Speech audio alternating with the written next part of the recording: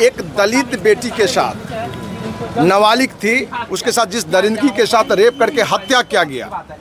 वही पुलिस प्रशासन शुरू में रेप करके हत्या की बात बताए, वही पुलिस प्रशासन बाद में जाके बदल भी गया। कहा कि कहीं ना कहीं ये प्रेम प्रसंग में ये हत्या हुई है, जो कहीं से ये सत्य नहीं है। तो गोल्डन दास इस मुद्दे को लेकर एक बेटी का इज्जत के खातिर, उसको न्याय दिलाने के खातिर गांव पहुंचे थे अपने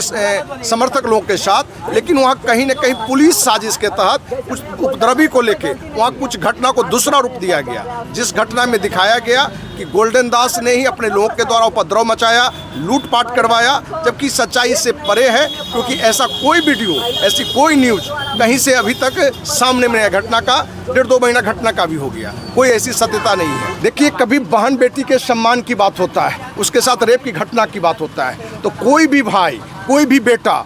उत्तेजित होगा और उस उत्तेजना में आके कड़ा भाषा होता है, ये कोई नई बात नहीं है। तो गोल्डन दास भी कहीं ना कहीं बहन बेटी के सम्मान के खातिर जिस उत्तेजना में वहाँ अपना कुछ वक्तव्य रखे, लेकिन वैसा कोई वक्तव्य नहीं था जो असंवैधानिक माना जाए और जिसके लेके कोई ऐसी कार्रवाई हो जिसके लेके जेल में डाल दिया जाए। देखिए, गोल्डन दास ही नहीं बल्कि सामाजिक कार्यकर्ता के साथ ये बिहार में हर जगह घटना घट रही है।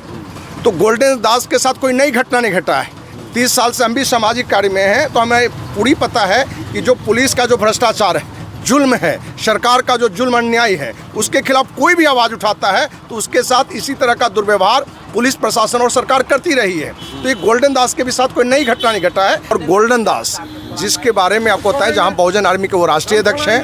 तो गोल्डन दास भी बहन बेटी के सम्मान के खातिर जिस निर्भीकता के साथ,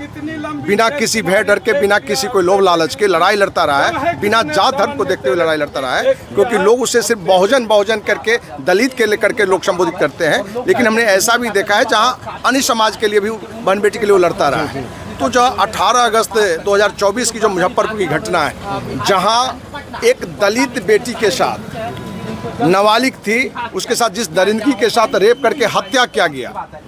वही पुलिस प्रशासन शुरू में रेप करके हत्या की बात बताए, वही पुलिस प्रशासन बाद में जाके बदल भी गया। कहा कि कहीं ना कहीं ये प्रेम प्रसंग में ये हत्या हुई है, जो कहीं से ये सत्य नहीं है। तो गोल्डन दास इस मुद्दे को लेकर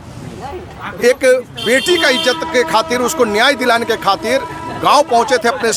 समर्थक लोगों के साथ, लेकिन वहां कहीं न कहीं पुलिस साजिश के तहत कुछ उपद्रवी को लेके वहां कुछ घटना को दूसरा रूप दिया गया, जिस घटना में दिखाया गया कि गोल्डन दास ने ही अपने लोगों के द्वारा उपद्रव मचाया, लूटपाट करवाया, जबकि सच्चाई इससे परे है, क्योंकि ऐसा कोई वीडियो, ऐसी कोई न्यूज कहीं से अभी तक सामने में घटना का 1.5-2 महीना घटना का भी हो गया, कोई ऐसी सत्यता नहीं है। इसलिए अखिल भारतीय अपराधी मोर्चा घटना के पहले दिन से ही इस पूरी घटना की न्यायिक जांच की मांग करती रही है कि हाई कोर्ट के किसी न्यायाधीश के नेतृत्व में इस पूरी घटना की जांच हो, क्योंकि पुलिस पहले दिन से ही संदेह के घेरे में है। और पूरी घटना हमें लगता है कि मुख्यमंत्री नीतीश कुमार के कहीं न कहीं छवि बचाने के लिए पुलिस प्रशासन ने एक मनगढ़ंत कहानी, सिर्फ प्रेम प्रसंग में हत्या की कहानी बता दी, और गोल्डन दास को कहीं न कहीं पुरानी कुछ गतिविधियों को लेके एक बदले की भावना से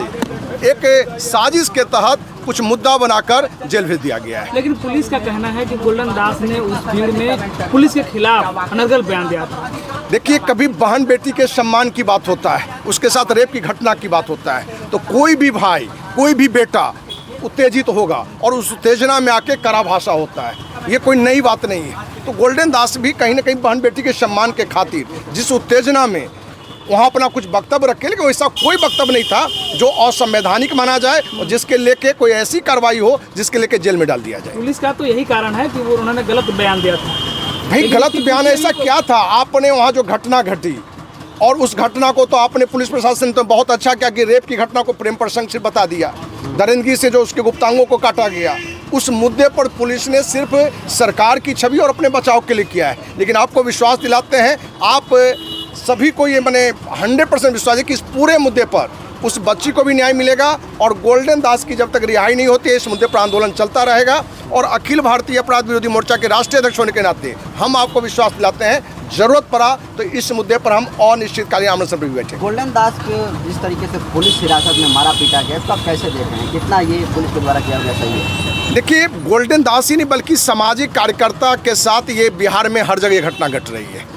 तो गोल्डन दास के साथ कोई नई घटना नहीं घटा है। 30 साल से हम भी सामाजिक कार्य में हैं, तो हमें पूरी पता है कि जो पुलिस का जो भ्रष्टाचार है, जुल्म है, सरकार का जो जुल्म अन्याय है, उसके खिलाफ कोई भी आवाज़ उठाता है तो उसके साथ इसी तरह का दुर्व्यवहार पुलिस प्रशासन और सरकार करती रही है। तो ये गोल्डन दास के भी साथ कोई नई घटना नहीं घटा है, लेकिन इस घटना पर ज़रूरत है सभी सामाजिक कार्यकर्ता को, सभी सामाजिक संस्था को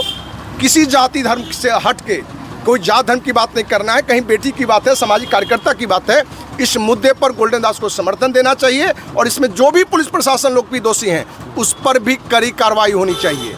गोल्डन दास की कोर्ट में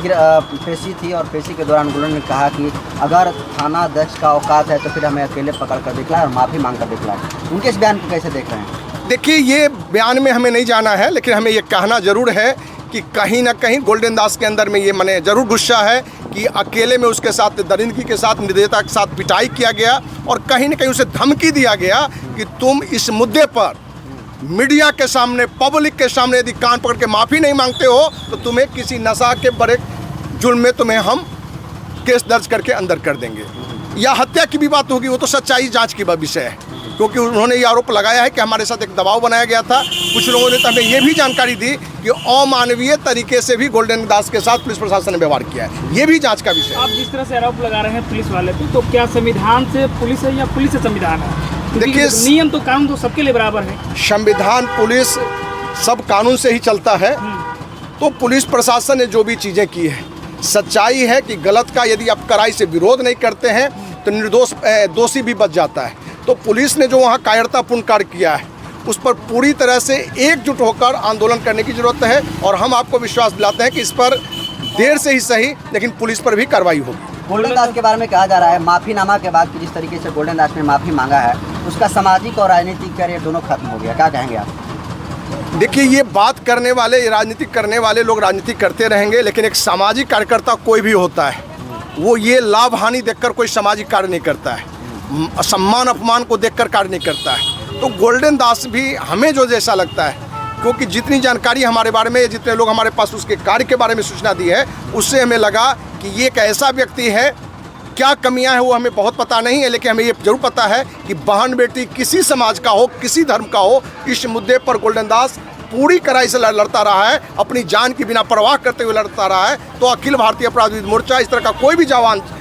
योद्धा है उसका हम समर्थन करते हैं, साथ देते हैं और हर तरह से समर्थन। ऐसे कब तक आप लोग इस रोड पर आंदोलन करते रहेंगे यहाँ? देखिए, संवैधानिक तरीका है। जो बहुजन आर्मी के जो सदस्य हैं उनसे भी हमारी बातचीत है, जो मने मुख्य रोल में है कि इस मुद्दे पर ज़रूरत पड़ेगा तो अंतिम लड़ाई संवैधानिक तरीके से होता है और निश्चितकालीन आमरण अनशन। तो आज जहां धरना स्थल है वहीं आपको विश्वास दिलाते हैं कि आप सबों की सहमति लेके और निश्चितकालीन आमरण अनशन पर भी जरूरत पड़ा तो हम बैठेंगे।